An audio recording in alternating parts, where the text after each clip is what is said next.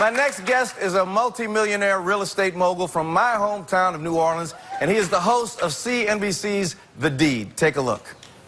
Did you factor that into your price, too? We do have a line item for termite damage. How much you think you got in the total? We budgeted $3,000. $3,000? Yeah, $3,000 for termite damage. $3,000 is a low number for all the damage. I see you got it in your floors, you got it in your walls, you got it in your sills, you got it all over the place. You're right. Please welcome Sidney Torres.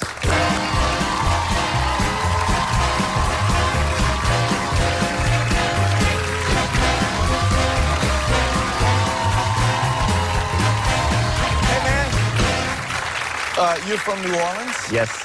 Is it true that you are running for mayor of New Orleans?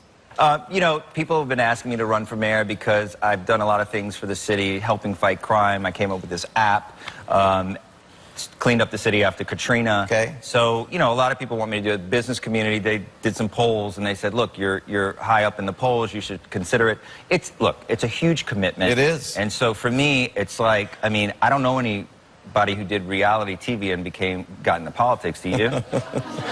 I'm with you. I'm with you.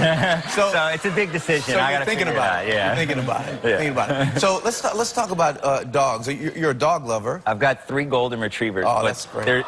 But thanks. But I have 3 of them, but there's only. He's so cute. There's only one that it looks better up there. Oh, I'm looking. Yeah. It looks sweet. Yeah. No, I love my dogs. She's great. Everywhere we go, we take pictures together. It's funny. People always say, you go everywhere with the dog.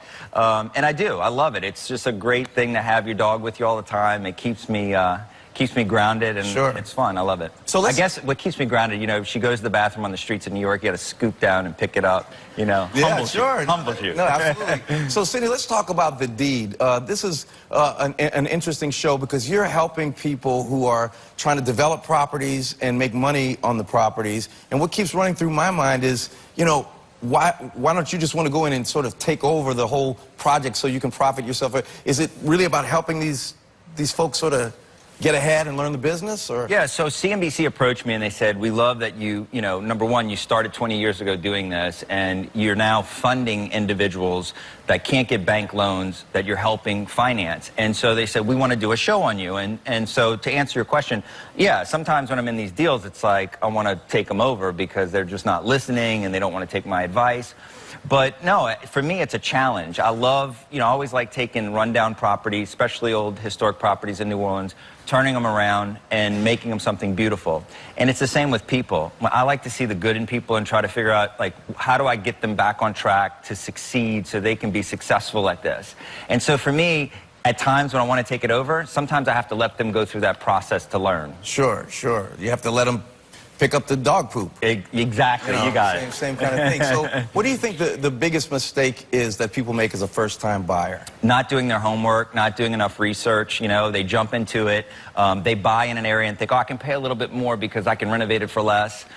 It's really, you've got to find a good mentor. You know, I didn't go to college. I barely got out of high school. I didn't really like school that much, and I was dyslexic. I struggled in school with dyslexia. And I always thought I'm just going to, you know, I didn't know what I was going to do. And so when I got out, I got a job working for a construction company, sweeping the floors. I worked my way up as a supervisor. And then my grandmother co-signed my first loan to buy my first fixer-upper. Wow. And it was a really great start for me to do that. And I took it from that to $100 million in development from 1997 to 2000. That's incredible. So you would say sort 2005. Okay. When was the storm? Katrina. Still Katrina. 2005. So you would say for a first-time buyer who's looking to make an investment, do your research. Learn sort of as much as you can before you sort of sign the contract. 100%. Do your research. I always say, if you're looking to buy something, go there in the morning, go there at night. The neighborhood changes at different times of day. You know, you want to learn the area. But the biggest thing is get a mentor, a real estate agent, a contractor who knows the area. Spend time with them. Buy them a cup of coffee. Become friends with them. It's well worth the investment. That's great. We appreciate the tips, and it's good to see you. Thank you so much, Sidney. The Deed airs Wednesdays at 10 p.m. on CNBC. Stay tuned, folks.